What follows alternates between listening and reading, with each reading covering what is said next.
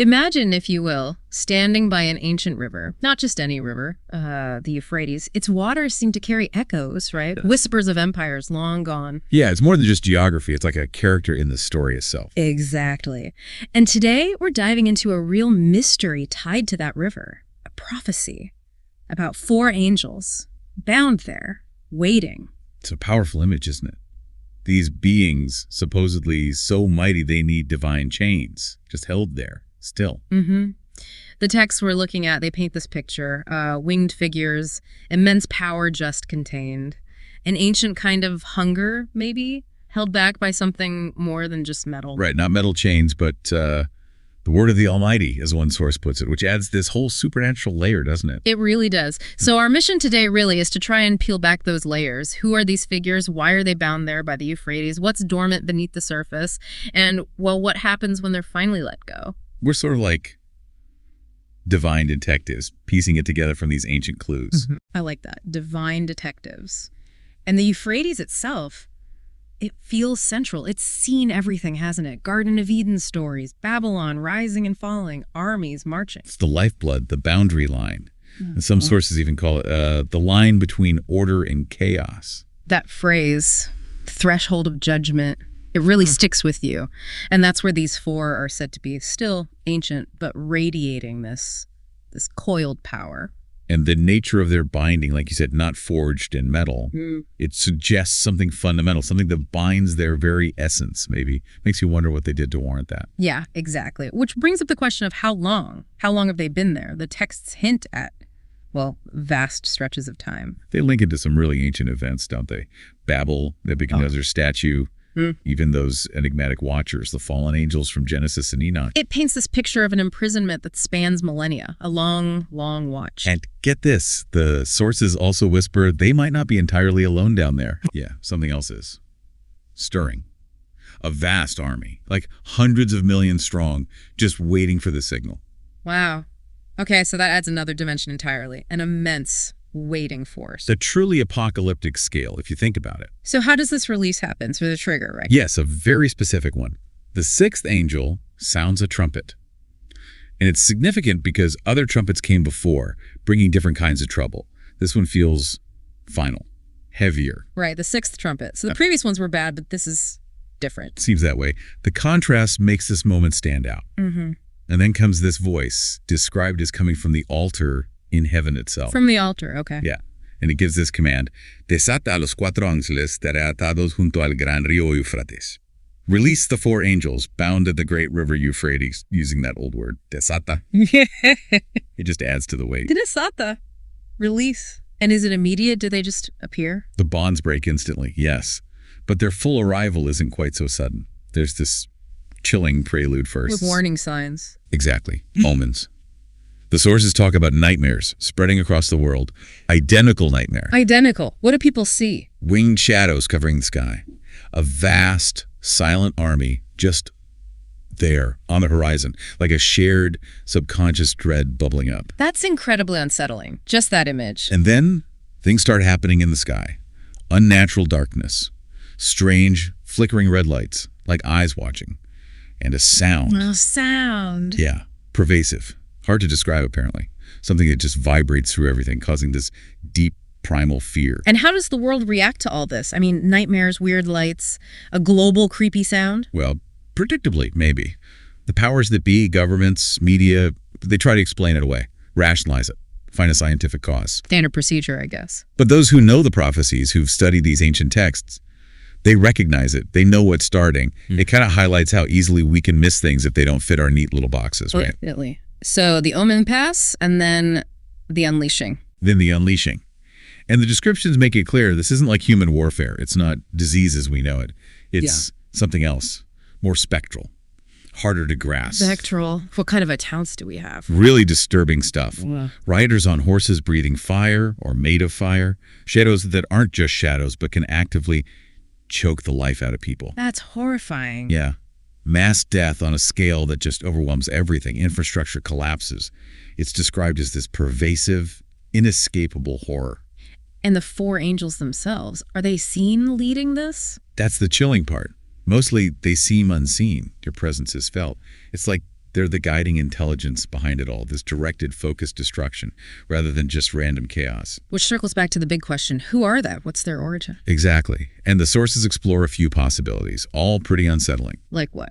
Well, one theory ties them to the spiritual powers, maybe the angelic rulers, behind ancient Babylon.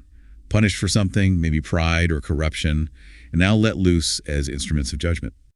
Babylon. Right there on the Euphrates. There's a grim kind of logic to that, isn't there? There is. Though you could ask, if they were linked to Babylon, why bound at the river specifically? Maybe the river itself is older, a place of power or holding. Good point. What else? Another idea goes back even further, connects them to the Nephilim. The giants from Genesis. The offspring of angels and humans. Potentially. Those enigmatic figures of immense power, possibly corrupt origins, the thought that these four could be survivors or related somehow, that's a deeply chilling idea. It really is. But across these theories, there's one constant thread, right? Yes. Crucially, they're not acting on their own whim. They're fulfilling a divine command. Agents, not initiators. Whatever their past, their release serves a purpose in this larger prophetic narrative. Which brings us right to that specific passage, doesn't it? Revelation 9. Verses 14 and 15, explicitly mentioning four angels bound at the Euphrates, prepared for the hour, day, month, and year to kill a third of mankind. A third. The precision is staggering. And again, the Euphrates, it just keeps coming back. It does. It's more than a river in these texts. It's loaded with symbolism. A river of blood, of power, a boundary. You see it all through the Old Testament, right? Border of the Promised Land, route for invaders, Babylon's location. Always a place of significance. Conflict, transition, judgment.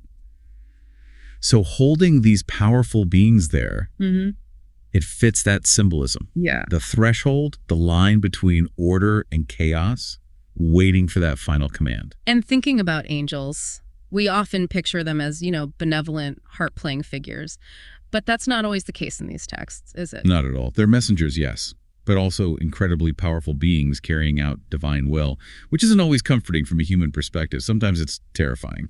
And the fact these four are bound, that screams danger, doesn't it? Restriction, like they needed to be contained. Exactly. It echoes the stories of other fallen angels, like the Watchers in Genesis 6, who were also imprisoned for their transgressions against the divine order. So one strong interpretation is that these four are fallen, powerful, maybe demonic, held in check until this specific moment.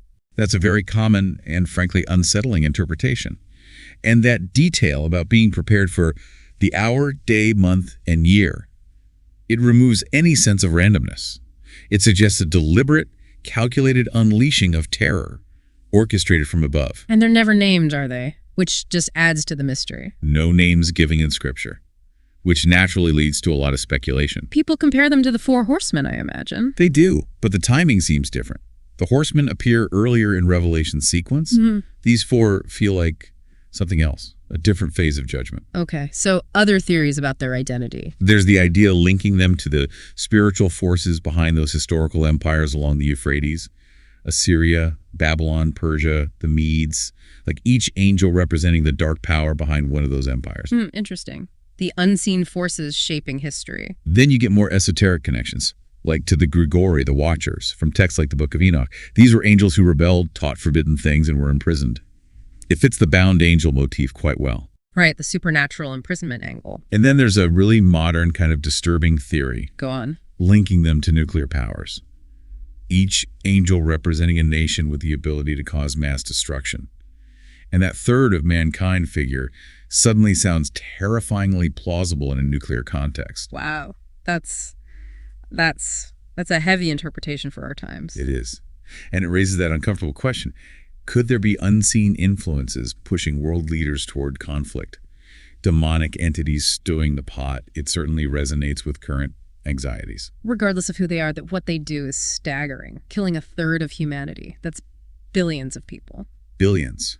The scale is unprecedented, even compared to other biblical judgments mentioned. It's a level of mortality that's hard to comprehend. And what about that army you mentioned earlier, the 200 million horsemen in Revelation 9.1 scene? Are they connected? That's the question. Do these four angels command that vast host? Is it a demonic army? Or are they somehow manipulating human armies on a global scale? It paints a picture of this immense spiritual war playing out, orchestrated by these four figures.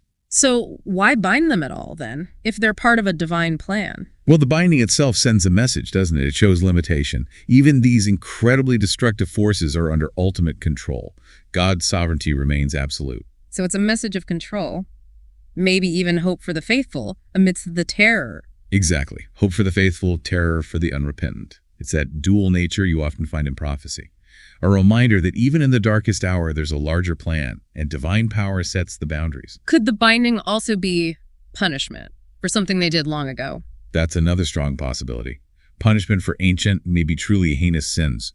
Some speculate about a rebellion even darker or different than Satan's original fall, something that required this specific long-term confinement. And you mentioned mystical theories, like they corrupted early civilizations. Yeah, ideas linking them to places like Babylon or Sumeria, teaching forbidden knowledge, things humans weren't meant to know. That adds another layer of ancient darkness to why they might have been sealed away. Okay, so the timing, it's precise, but we don't know when. The hour, day, month, and year. Exactly. Specified, but sealed. Which, of course, hasn't stopped people from trying to figure it out. Naturally. What are the common ideas? Traditionally, it's often placed during the Great Tribulation period, specifically tied to that Sixth Trumpet sound in Revelation sequence. And more modern attempts? Oh, all sorts. People try to link it to current events, wars in the Middle East, the situation in Syria or Iraq, tensions around the Euphrates now. Others look at astrological alignments or interpretations of the Hebrew calendar. It's this constant human urge to decode the future, right? Understandable, given the stakes. And there's that detail about the Euphrates itself drying up. Yes, Revelation 16.1. That's seen as a major signpost. The river drying up to prepare the way for kings from the east. Symbolically, it could mean the barrier holding these angels weakens, or their prison is literally becoming unstable, allowing their release and the movement of these other forces. And the number 4, does that hold significance too? Oh, definitely. In biblical symbolism, 4 often represents the earth, universality. Think 4 corners of the earth, 4 winds, 4 cardinal directions. So 4 angels implies a global impact. Precisely. Not a localized disaster, but something affecting the entire world, a worldwide judgment or purge. Could they be like a follow-up to the 4 horsemen, a more intense phase? That's one way to look at it, yeah. Perhaps a more aggressive second wave, bringing a more direct, deadly form of judgment after the initial calamities unleashed by the horsemen. You also mentioned more occult connections. Right. Some sources point to parallels in certain esoteric or occult traditions. Talk of 4 powerful entities guarding dimensional portals, particularly in the East. Guardians of the Gates of the East. Yeah. Gnostic texts, other traditions, mention similar concepts.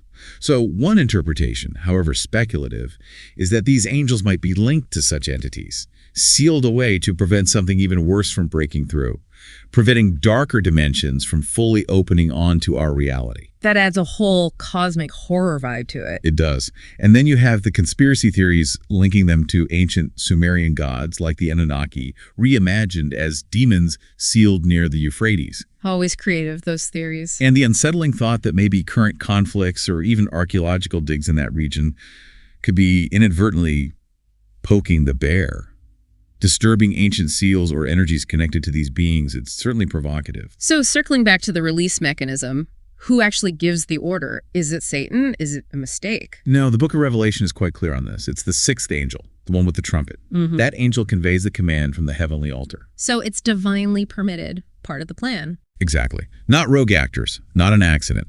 It underscores that sense of sovereignty, that history, however chaotic it seems, is moving towards a predetermined climax under divine control. So we're left with this really enigmatic picture, aren't we? These 4 figures bound by that ancient river. So much about them is still unknown. Deeply unsettling, yeah. Their true nature, the full story of their past. Yeah. It remains shrouded. They're like these dormant shadows beneath history's surface. Waiting, sentinels in stillness until that precise moment. And their release, according to the text, won't be random. It's triggered by celestial cues at that exact appointed time. Meanwhile, the world just goes on, mostly unaware of the secrets held in the depths of rivers like the Euphrates, unaware that these angels of judgment might already be stirring. It makes you wonder, doesn't it?